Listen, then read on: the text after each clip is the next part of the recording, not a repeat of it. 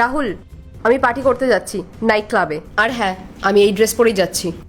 হ্যাঁ যাও, ড্রেসে কি সমস্যা আছে? আর এই ড্রেসে তোমাকে ভালোই লাগছে। আমরা সব বন্ধুরা অনেকদিন পর দেখা করছি। কলেজের সব বন্ধুরাই ওখানে থাকবে। আমরা একসাথে অনেক কিছু খাবো আর অনেক মজাও করব। ঠিক আছে, নাইট ক্লাবে যাচ্ছ, অনেক কিছু তো খাবি, এনজয়। আমার কিছু টাকা লাগবে। কত টাকা লাগবে? ওই 40,000 টাকার মতো।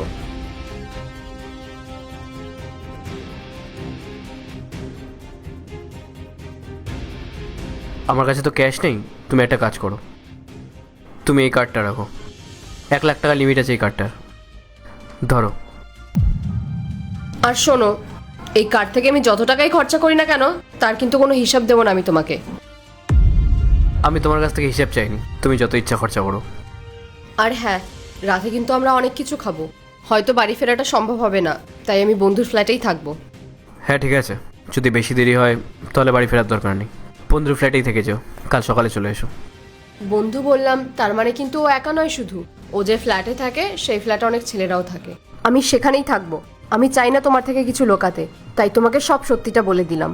তুমি যেতে পারো।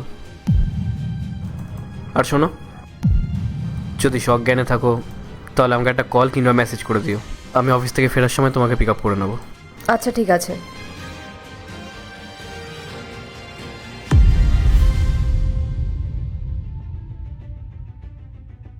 ধুর, আমি আমার হাজবেন্ডকে নিয়ে আর চলতে পারছি না।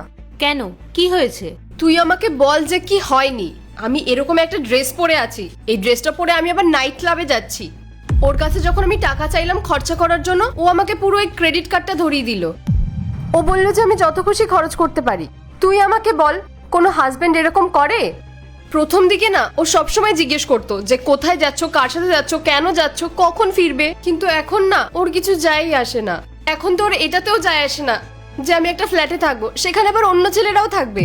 তুই বল, এটা কোনো কথা? আরে ভাই, সব মেয়েরা এরকম ফ্রিডম চেয়েও পায় না, আর তুই পেয়েও বলছিস ওর কোনো যায় আসে না। তুই ঠিকই বলেছিস, সব মেয়েরাই ফ্রিডম চায়। আমিও চেয়েছিলাম, কিন্তু তাই বলে এতটাও ফ্রিডম চাইনি যেখানে আমার কোনো কদরই থাকবে না। আরে অ্যাটলিস্ট আমাকে একটু ভালো তো বাসুক। আমার হাজবেন্ড আমাকে ভালোই বাসে না, আমার একদম ভালো লাগছে না। ধুর।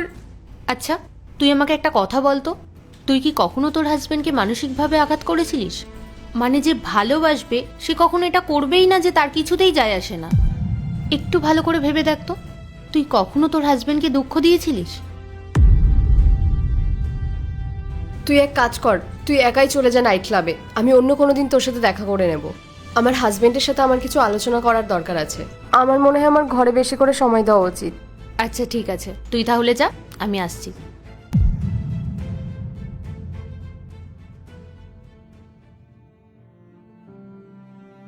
কি হলো মেঘা, তুমি নাইট ক্লাবে যাওনি? হট করে আবার চলে আসলে, সব কিছু ঠিক আছে তো? না, আমি ক্লাবে যাইনি। আর কিচ্ছু ঠিক নেই। আমার তোমার সাথে কথা আছে। হ্যাঁ বলো। আমি জানি তুমি আমার সাথে খুশি না। এমন কিছু নয়, আমি এরকম কেন ভাববো? আমি তোমাকে নিয়ে অনেকটাই খুশি আছি। তুমি প্লিজ আমার সাথে এরকম করো না। এখন তো তুমি আমাকে কিছুই জিজ্ঞেস করো না যে আমি কোথায় যাচ্ছি, কার সাথে যাচ্ছি, কখন ফিরবো, কিচ্ছু জিজ্ঞেস করো না। আর আগে তো তুমি আমাকে সবসময় কল করে জিজ্ঞাসা করতে যে আমি খাওয়া দাওয়া করেছি কিনা, বাড়িতে কখন ফিরবো, পার্টি কেমন গেল। আর এখন যখন আমি বলছি যে আমি রাতে ছেলে বন্ধুদের সাথে থাকবো, তুমি আমাকে তাও কিছু বলছো না।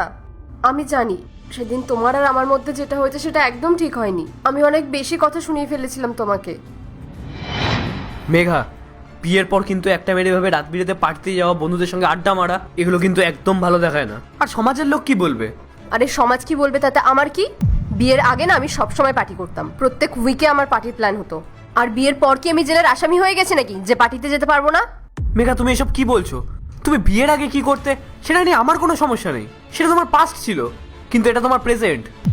বিয়ের পর একটা মেয়ের দায়িত্ব তার হাজব্যান্ডের কথা মেনে চলা। আচ্ছা তুমি আমাকে একটা কথা বলো তো, তোমাকে কোন দিক থেকে দেখে মনে হচ্ছে যে তুমি বিবাহিত? না ঠিক মতন সিঁদুর পড়েছ, না হাতে আছে শাখা বলা। মেঘা, তোমার এখন বিয়ে হয়ে গেছে, বিষয়টা বোঝার চেষ্টা করো। আরে কি শুরু করেছো তুমি? বিবাহিত বিবাহিত, আমি পার্টিতে যাচ্ছি। পার্টিতে কি আমি শাড়ি শাখা বলা এসব পরে যাবো নাকি? আরে বিবাহিত আমি, কোনো জেলের আসামি না যে নিজের ইচ্ছে মতো কোথাও যেতে পারবো না। মেঘা শোনো, আমি তোমার সঙ্গে কোনো তর্ক করতে চাই না। আমি যখন বলেছি তুমি পার্টিতে যাবে না, তার মানে যাবে না, বুঝতে পেরেছো? What do you mean by আমি পার্টিতে যেতে পারবো না? আমি যখন বলেছি আমি পার্টিতে যাবো, তার মানে আমি পার্টিতে যাবো। তোমার সাথে ফালতু তর্ক করার না আমার কোনো ইচ্ছেই নেই, আর না কোনো ইচ্ছা আছে তোমাকে বোঝানোর, কারণ তুমি কোনোদিন মডার্ন হতেই পারবে না। তোমার চিন্তা ভাবনা না সারা জীবন ওই গাইয়াদের মতোই থেকে যাবে। যাচ্ছি আমি। মেঘা মেঘা মেঘা, আমার কথা শোনো।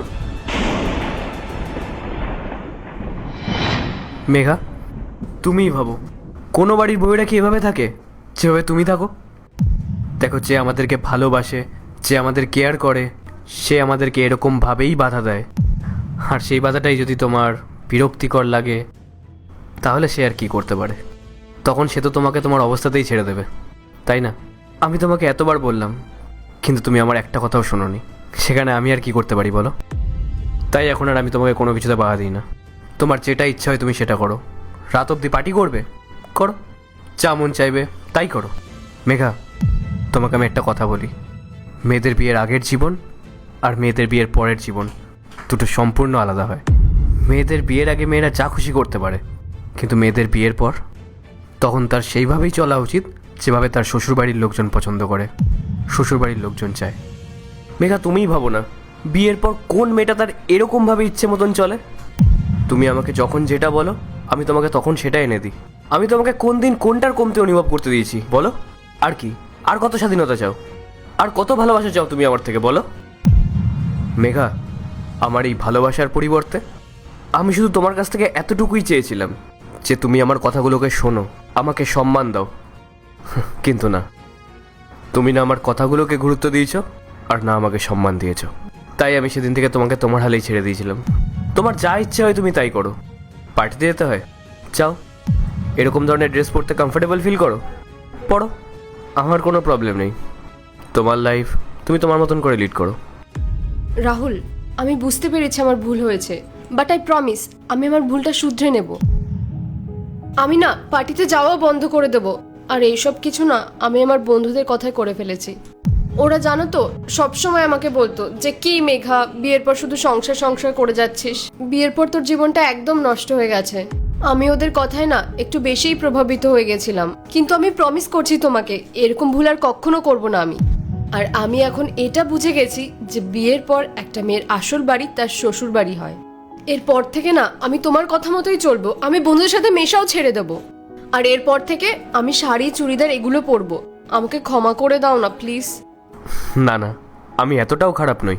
তোমার ড্রেস নিয়ে আমার কোনো প্রবলেম নেই, তবে বাকিগুলো তো তোমাকে একটু অ্যাডজাস্ট করতে হবে।